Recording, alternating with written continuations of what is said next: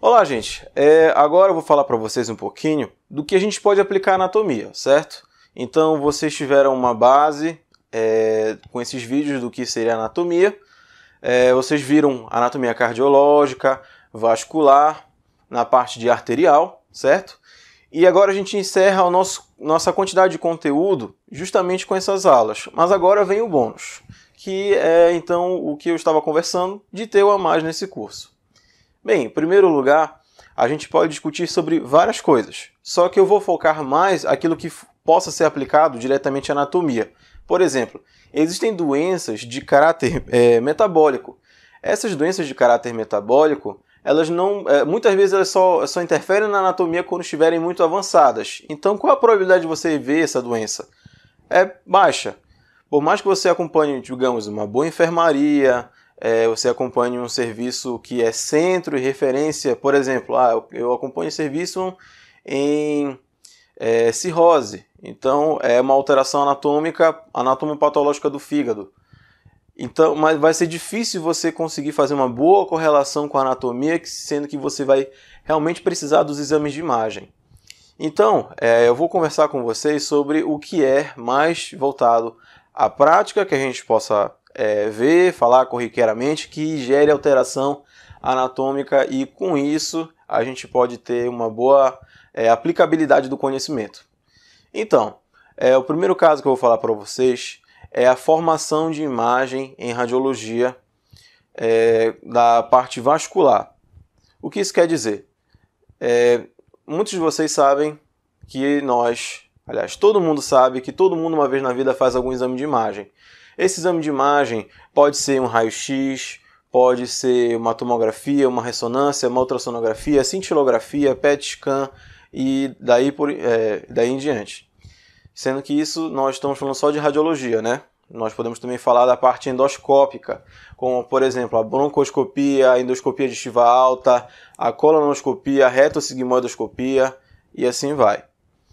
Então, falando com vocês agora, primeiro eu quero que vocês tenham uma noção do que é a formação das imagens, ok? Em primeiro lugar, a imagem mais básica que nós temos de todas é o raio-x. Qual é o princípio básico? Quando você energiza um átomo, nós temos elétrons que percorrem ao seu redor, e esses elétrons, quando energizados, eles pulam a uma camada de valência, ou seja, eles pulam da sua última camada, digamos que esteja na segunda, aí ele vai ser energizado, vai para a terceira. Como é um meio instável para esse elétron, ele vai voltar. Quando ele vai voltar graças à liberação de energia. Ou seja, se você confere energia a um elétron, ele é estimulado e tem que liberar a energia que foi ofertada a ele. Essa liberação ela é feita em forma de raio-x. Raio-x, então, é o meio físico gerado, consequência do estímulo elétrico, de, por exemplo, uma lâmpada de tungstênio dentro de uma câmara de vácuo, que é assim que é formado o raio-x. A gente tem, então, um emissor de ondas de raio-x que vai de encontro a uma placa. Essa placa, então, ela vai servir de anteparo para que a gente registre, então, uma imagem. Por exemplo, se você vê um pulmão preto numa radiografia, você, na verdade, está vendo um local onde houve pouca penetração de raio-x. Essa pouca penetração, de muita penetração, ou seja, o raio-x passou com muita facilidade. Passando com muita facilidade, a película vai ficar preta, ela vai ficar queimada por causa do raio-x. Então, o que vocês observam na radiografia, tudo que é preto é mais uma sombra. E tudo que é branco foi por onde o raio-x não conseguiu passar, como por exemplo, ele se choca com o osso, mas parte também ultrapassa, ok? Parte ultrapassando, vocês vão ter então a formação de uma imagem onde a sombra, a formação de uma sombra, por exemplo, se vocês coloquem a mão e vocês identificam a sombra, essa sombra na verdade é onde houve a baixa a alta penetração do raio-x. E onde você observa então a claridade, o que está mais claro, na verdade, serviu de anteparo para a penetração do raio-x. Então esse é o básico. Esse é o básico da formação da imagem do raio-x, da radiografia. Então, só que agora, para os exames que a gente vai ver em relação à cardiologia, são exames um pouco mais complexos. Como, por exemplo, se você, por exemplo, olhar todos os exames que a gente oferece dentro da cardiologia, você vai ver que são exames muito mais elaborados, mais invasivos, assim por diante. Como, por exemplo, você pode fazer uma ultrassonografia transtorácica para identificar o coração. Só que a melhor é a transesofágica, que ela é feita então através da colocação de uma sonda pelo esôfago com o paciente então sedado, para a gente identificar as estruturas do coração. Ok. Outro exemplo, que é o clássico, é o que as pessoas chamam de CAT, ou cateterismo, ou angioplastia, assim por diante. O que seria esse exame? Esse exame é um exame radiografado, ou seja, com a aplicação do raio-x, em cima de um paciente que está então com uma leve sedação, e a gente vai fazer uma análise da via coronariana desse paciente. O que diabos eu estou falando? Se vocês pararem para ver, vocês já devem ter ouvido falar de algum parente conhecido que fez... eu fiz um CAT semana passada... eu vou fazer um CAT. O que é o CAT? O CAT ele é um exame de imagem com contraste, então ele é contrastado. Por ele ser de imagem contrastado de uma alta invasibilidade, ou seja, ele é muito invasivo, pois a gente coloca um catéter com um fio guia no pulso da artéria radial, no punho, né? Você então inserindo esse catéter, você vai colocando através do fio guia você vai colocando o fio guia através dessa passagem, e essa passagem então ganha caminho para a gente colocar então o catéter do cateterismo. Esse catéter ele vai fazer a injeção de contraste dentro dos vasos. E esse contraste ele é visível no raio-x. Por que ele é visível? Porque ele é radiodenso. Ou seja, as estruturas tentam passar por ele e não conseguem. Dessa forma, você vê uma imagem que, como por exemplo, eu expliquei no raio-x que o pulmão era preto porque muito raio-x passava na radiografia, através das estruturas mais aeradas. Quando a gente fala do cateterismo, o processo é inverso. Por quê? Simplesmente porque a gente pede no computador que a imagem seja invertida. Eu quero que a coronária apareça mais escura em relação ao resto e o resto fique mais claro. Assim fica muito mais fácil de analisar parâmetros obstrutivos.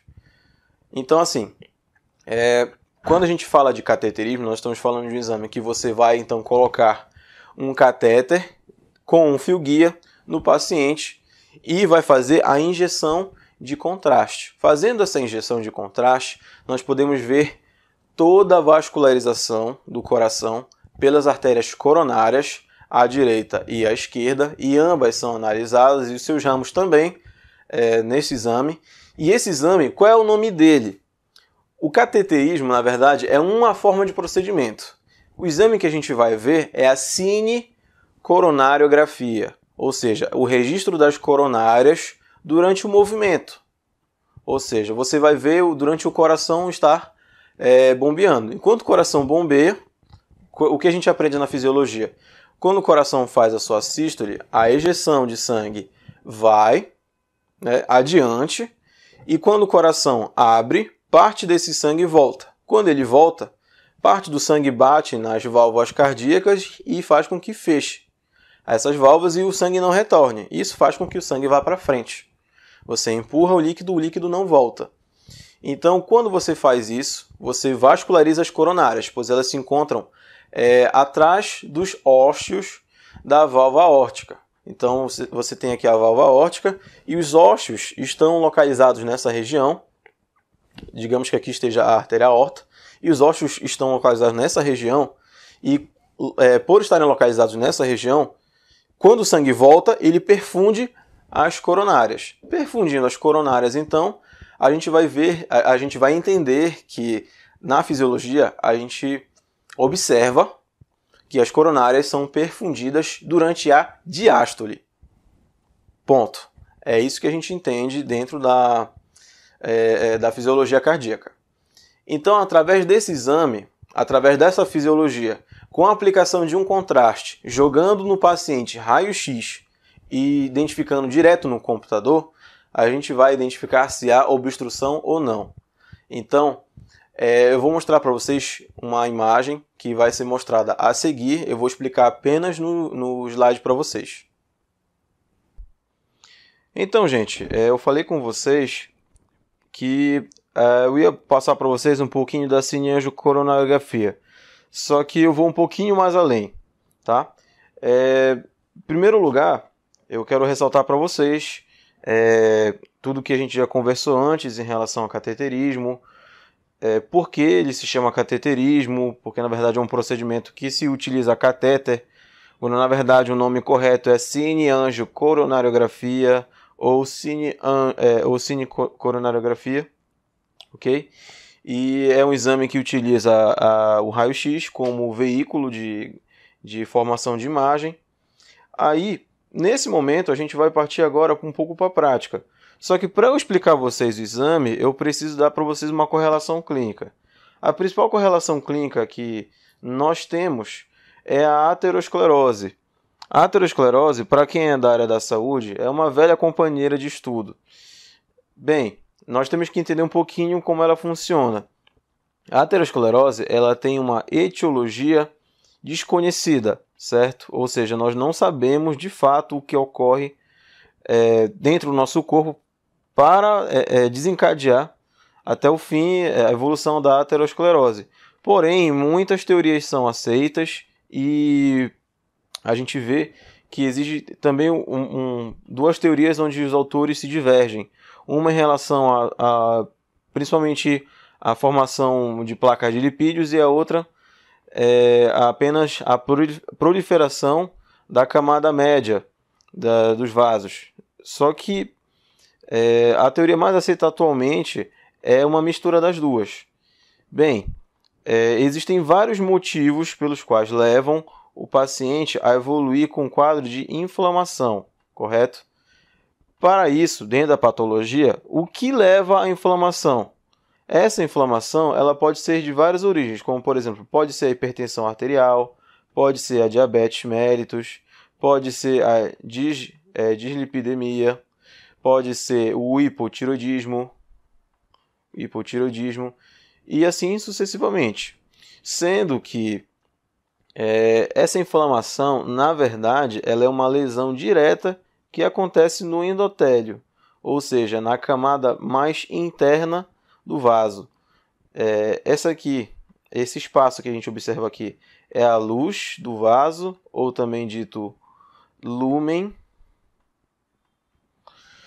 Então, ocorrendo uma lesão, o endotélio vascular ele produz, na verdade, várias substâncias que são pró-inflamatórias e que são também pró-proliferação de tecido fibrótico colagenoso.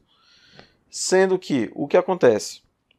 Se você tem uma lesão que vai desencadear, se você tem um fator que gere a lesão vascular endotelial, você vai observar que existe a liberação de vários fatores da inflamação, como por exemplo o fator ativador de plasminogênio, o fator de proliferação vascular, as interleucinas 1, 6, e assim por diante. E então, isso é um detalhe que a gente vê dentro do livro da patologia que não vai encarecer nossa discussão aqui.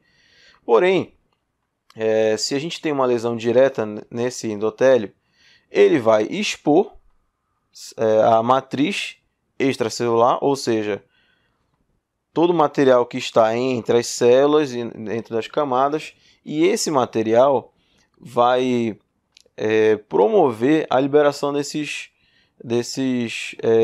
agentes da inflamação. Além de liberar esses agentes da inflamação, isso ocasiona a proliferação desse tecido, a proliferação do endotélio vascular, correto? E a camada muscular. Quando vocês estudam a histologia, lembra que os vasos são compostos por 3 camadas. Nós temos a camada íntima,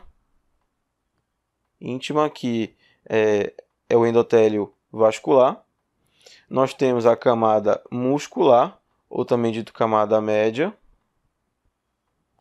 E por fora nós vamos ter a camada ectovascular, ou também dita adventícia. A adventícia promove a sustentação dos vasos nos tecidos. Faz com que os vasos não fiquem soltos. Por exemplo, vai ocorrer uma pulsação da artéria, aí o vaso vai sair do lugar. Não existe isso. Tá?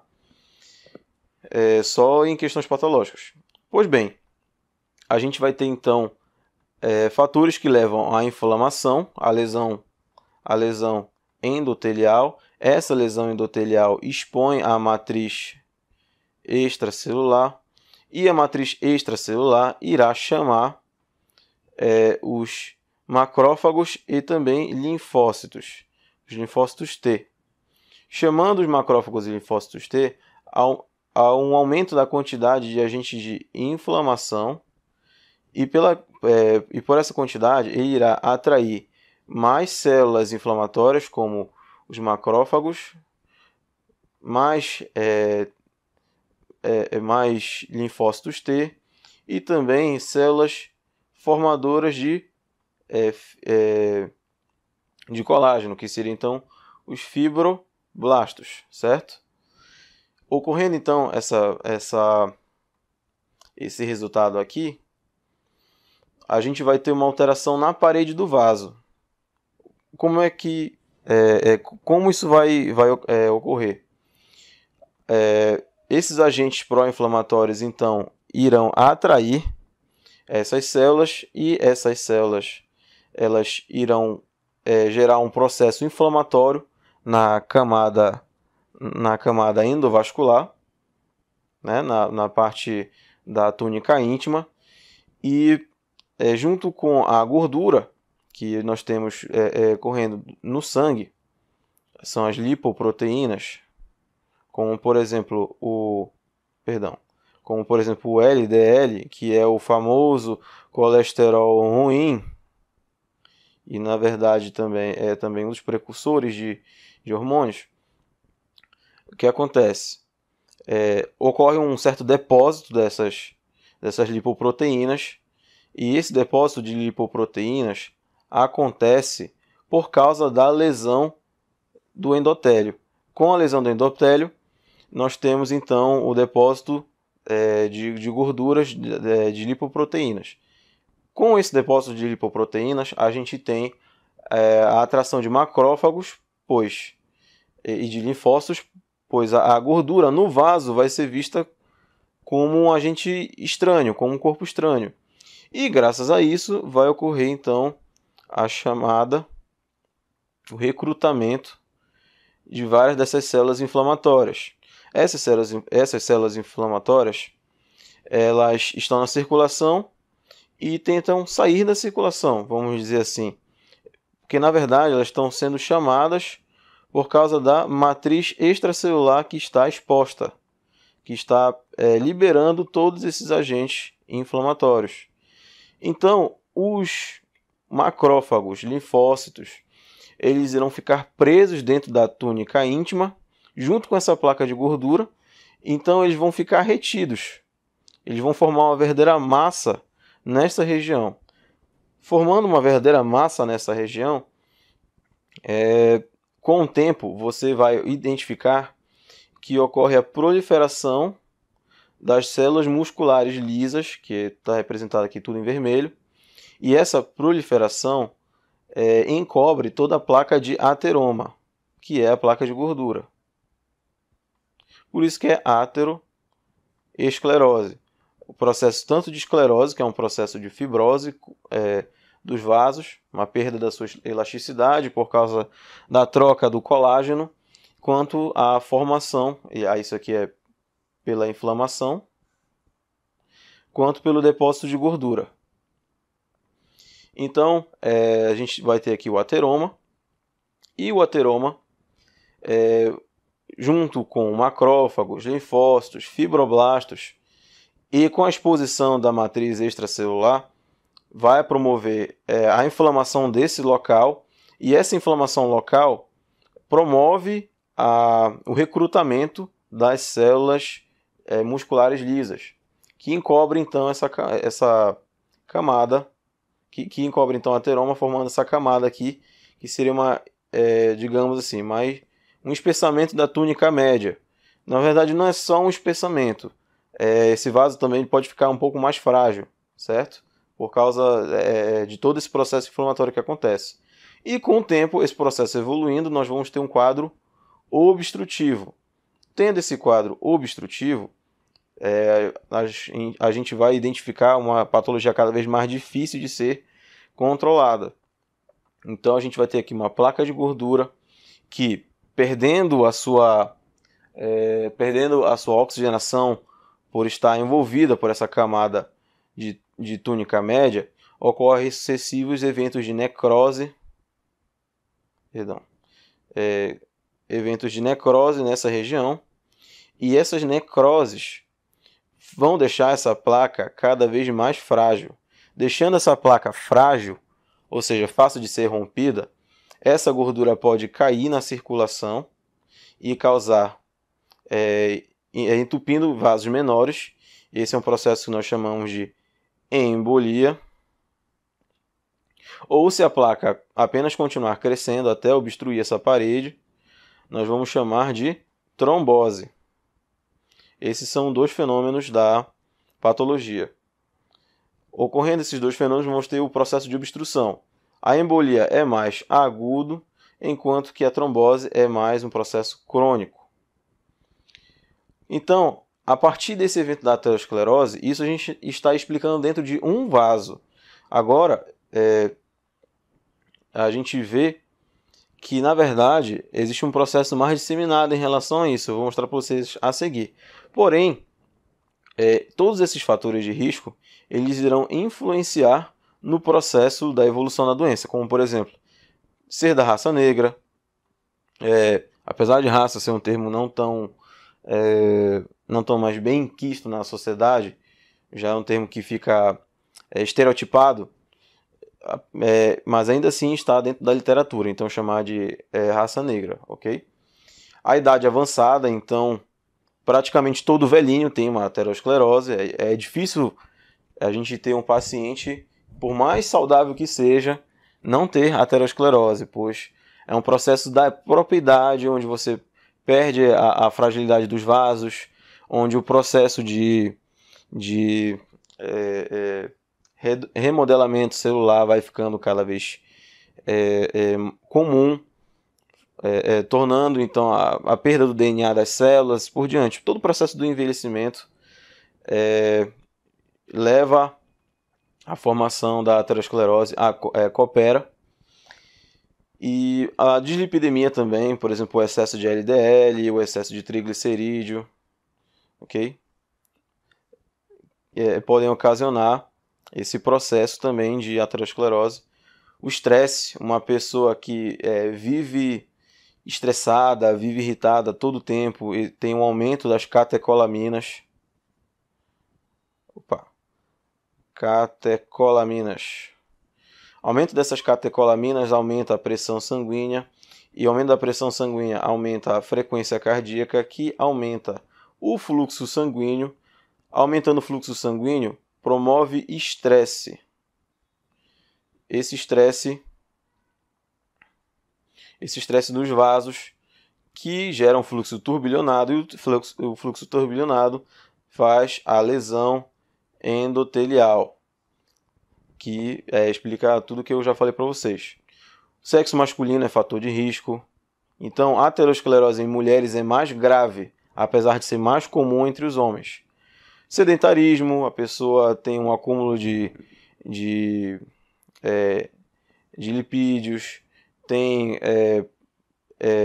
relação com a baixa quantidade de HDL, que é a fração de colesterol que pode captar o LDL. A obesidade, por esses fatores aqui, e também o aumento da pressão. A hipertensão arterial sistêmica, que provoca um verdadeiro estresse sistêmico em todos os vasos do corpo, pelo aumento por esse aumento aqui da pressão, que leva principalmente ao aumento do fluxo, não só da frequência cardíaca, não é tão correlacionado, mas leva a esse estresse que leva à lesão endovascular. O diabetes mellitus, ele também está relacionado com o paciente totalmente inflamado pelo excesso de glicose, que deveria estar entrando nas células e não está entrando, promove um estresse oxidativo das células e por diante. A síndrome metabólica, que está relacionada com pressão sanguínea, triglicerídeo, LDL, circunferência abdominal e por aí vai. E hipotiroidismo, que promove a redução do metabolismo celular e o acúmulo de substâncias como o LDL e assim por diante. Então tudo está relacionado à formação da aterosclerose. E vai se tornando não. Hoje em dia já é uma das principais, se não a principal doença do nosso meio. Então, o que nós vamos ter como consequência? Nós estudamos então a anatomia e nós estudamos os vasos, certo? Quando nós estudamos os vasos, nós vemos, por exemplo, a artéria cerebral média é uma das artérias mais acometidas pela aterosclerose. A aterosclerose evoluindo, nós vamos ter aquele processo de obstrução do vaso, que pode ser por trombose ou por embolia. O que a gente vê rotineiramente no AVC é uma embolia de origem cardiológica por trombos na parede do átrio. Ok? Então, esse é um dos processos fisiopatológicos mais comuns que a gente observa na sociedade. E se nós entupirmos uma das artérias cerebrais médias, nós vamos evoluir com o AVC. Aí evoluir com o AVC é evoluir com as hemiparesias, as disestesias, que são de um corpo só, vamos ver, por exemplo, o paciente que não consegue falar, está com a boca torta para um lado, está arrastando o pé, não está conseguindo andar, não necessariamente leva a perda de consciência, mas é mais uma perda de funções cognitivas. Além disso, se nós entupirmos a artéria interventricular esquerda, ou também dita descendente anterior, a ADA, nós levamos a clínica do infarto, que é a dor atrás do externo central no tórax, que pode ser manifestada com dor no queixo, pescoço, no dorso, classicamente no membro superior esquerdo. Aí evolui com a sensação de morte súbita, leva a um estresse oxidativo excessivo do coração, a ataque cardíaco. A pressão pode vir alta e depois vir baixa por causa da falha cardíaca que acontece pela morte de ventrículo com perda de oxigenação. E por aí vai. A gente pode passar tardes e tardes aqui explicando cada uma dessas doenças. Se nós entupirmos a artéria poplítea, o paciente vai apresentar a claudicação intermitente. Essa claudicação intermitente é a seguinte: o paciente vai caminhando na rua e precisa parar porque a panturrilha dói, né? Que seria o tríceps sural. Começa a doer e o paciente precisa relaxar, parar um pouco para continuar caminhando. Então ele anda, para, anda, para, anda, para. Isso é o clássico da doença arterial obstrutiva periférica, que seria a obstrução de vasos do membro inferior. Um dos principais é a artéria poplítea. Vamos limpar aqui. Na retina nós temos as artérias que se bifurcam da artéria central da retina, como por exemplo a artéria macular. Se nós entupirmos a artéria macular, nós vamos evoluir com a isquemia macular, que seria então a falta de oxigenação na artéria que vai suprir a vascularização da mácula. A vascularização da mácula é feita pela artéria central da retina com seu ramo artéria macular, levando à amaurose ou cegueira. Nós também temos o entupimento da artéria renal, que leva à isquemia renal. Mais uma vez, a falta de oxigenação, que leva à isquemia renal, é um quadro gravíssimo, precisa ser revertido em horas. E também temos o entupimento da artéria mesentérica superior, que leva à isquemia mesentérica aguda. É o paciente semelhante ao infarto. O infarto você estressou o paciente e dói o peito. Na mesentérica superior, você estressou o trato digestivo, como por exemplo, ele se alimentou e começou a sentir uma dor muito forte no abdômen, que não é explicada por outras causas, como por exemplo apendicite, colecistite, assim por diante. A gente vai pensar em isquemia mesentérica aguda, esse paciente tem que operar. Então, com essas 5 estruturas, nós já conseguimos resumir, na verdade, o mesmo processo patológico que leva, por exemplo, que é a aterosclerose, que leva então ao mesmo processo de todas essas doenças aqui. Então, esse processo completo que a gente observa aqui, nós já explicamos para 6 doenças. Então, é muito importante que você entenda a anatomia e também da patologia para assim cuidar dos seus pacientes. Um exemplo que nós temos aqui é o seguinte: nós temos aqui a artéria coronária esquerda, ok? Temos aqui a injeção de contraste aqui na artéria coronária esquerda e se divide para circunflexa. Só que aqui eu quero que vocês vejam o seguinte: aqui existe uma artériazinha que deveria existir. Essa artéria aqui é uma das divisões da artéria coronária esquerda, que é a descendente anterior, ou também dita interventricular anterior. Então, faltando essa artéria bem aqui, o que foi realizado? Ignorem esse vaso aqui, tá? Ele é um dos ramos que a gente que para nós, para a aula geral, não vai nos interessar tanto. Mas assim, o que foi feito aqui?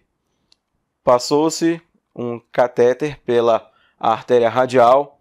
Esse catéter é levado através de um fio guia para a região do coração, né? Aí ele é levado até o ósseo da coronária esquerda, é feita injeção de contraste e nesse momento é feita a radiografia, é feito um filme. E nesse filme observa-se que não há essa vascularização aqui. A gente vê que é uma fina película que a gente observa alguma coisa. Lembre também que eu falei que a cinecoronariografia, que é esse exame, ele é feito invertido, ou seja, o contraste ao invés de brilhar está escuro e o fundo ao invés de estar escuro está claro. Então foi feita a inversão das cores. Então passou-se então o catéter aqui. Nesse catéter, na ponta do catéter vai ocorrer a existência de um balão. Esse balão vai ser insuflado. Quando ele é insuflado, insuflado aqui, vai desobstruir, gerando esta artéria aqui, que esta toda aqui, é a descendente anterior, ok? Então aqui, fazendo um leve contorno aqui, a gente está identificando o ventrículo esquerdo aqui, certo? Aqui estaria o ventrículo direito, então para cá já seria um dos ramos da coronária direita que pode ter, mas aqui para cá, para trás, continua a coronária direita. Aí aqui a gente observou que houve esse processo de desobstrução. E mesmo ocorrendo a desobstrução, vocês notem que existem diferentes diâmetros do vaso. Por exemplo, esse diâmetro está muito diferente desse aqui. Então aqui é uma região crítica que é possível que ocorra uma nova obstrução. Ok? Então aqui a gente já viu a cineangiocoronariografia. Então, o que é possível fazer para manter o fluxo sanguíneo nessa artéria doente? O que acontece? Se a gente obstrui bem aqui, em cima, toda a parte que recebe esse fluxo sanguíneo vai ser perdida. Só que, por exemplo, aqui, tendo uma obstrução mais distal, a gente faz o aproveitamento dessa veia safena, que é a safena magna, tá? E a gente faz a conexão dela na aorta e promove então um fluxo sanguíneo direto para a região que está doente. Por exemplo, se aqui está a artéria, está obstruída nesse ponto aqui, a gente não joga a veia safena aqui, a gente joga a veia safena aqui, para que o fluxo sanguíneo desse ponto em diante permaneça patente, permaneça aberto. Então, é assim que se faz o processo de uma das cirurgias de recuperação do miocárdio. Essa é uma das cirurgias mais famosas, que é a cirurgia de revascularização do miocárdio. Essa revascularização é feita pelo cirurgião cardíaco, onde ele pode usar tanto a artéria mamária, que seria a torácica interna, como a veia safena. E existem diferenças entre elas. A veia safena ela dura menos, porém é mais fácil de ser executada durante a cirurgia. Já a artéria torácica interna exige uma técnica maior, porém, como vantagem, ela permanece aberta por mais tempo, pois é um fluxo sanguíneo estranho, que não é fisiológico. Então, com o tempo, é normal que esse vaso obstrua de novo. Só que difere a quantidade de anos. Uma demora de 5 anos, mais ou menos, a 10. Outra demora em torno de 15, assim por diante. Então, essa aqui foi uma das outras correlações. Aqui é uma reconstrução 3D de uma tomografia, e aqui é a tomografia com contraste. Outra aplicação, angiografia cerebral, ou seja, angiovasografia, o registro das artérias, então, do cérebro. Jogando contraste, é possível a gente identificar todo o polígono de Willis. Então, aqui a gente vê as vertebrais. Passando as vertebrais, após a anastomose, a gente vai ter, então, as cerebelares inferiores anteriores, antes da anastomose. Essa imagem está um pouquinho confusa, tá?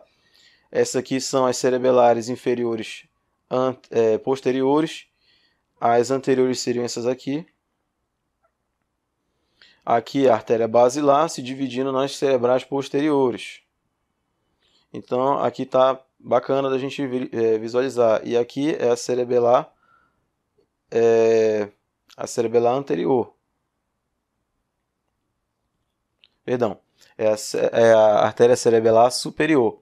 Aqui seriam as inferiores, que tem a anterior que vem após a anastomose e a posterior que vem antes da anastomose, para formar a artéria basilar. Então aqui a gente está identificando o fluxo sanguíneo cerebral posterior. Apesar de que ocorre a anastomose entre esses vasos, e, por exemplo, aqui se conectando ao polígono, existe parte de ramos das artérias cerebrais anteriores, e aqui a gente não observa a contraste na artéria cerebral média, que é uma das principais. Então aqui já é diferente. Aqui é um cateterismo feito com injeção de contraste na artéria carótida interna. Então a artéria carótida interna ela faz uma espécie de S, a gente chama de sifão da artéria carótida interna. Nesse ponto aqui, a gente observa que ocorre uma fraca vascularização geral. A gente vê até o formato do cérebro aqui. Após o cateterismo dessa região, a gente observou o aumento significante dessa vascularização aqui. Esses vasos eles são mais difusos da gente caracterizar na anatomia. Isso é mais na parte do neurointensivista, então a gente não vai discutir muito. Mas aqui já é uma aplicação, a gente vê um baixo fluxo sanguíneo cerebral aqui, e aqui significantemente aumentado, e com outros ramos que estão aqui para a região temporal do cérebro, que voltaram a ficar patentes. Outro exemplo aqui, que não é de uma obstrução por aterosclerose, mas que pode levar a quadros de embolia, é o aneurisma de aorta abdominal. O aneurisma de aorta abdominal tem como principal fator de risco a hipertensão arterial. Porém, a aterosclerose também coopera.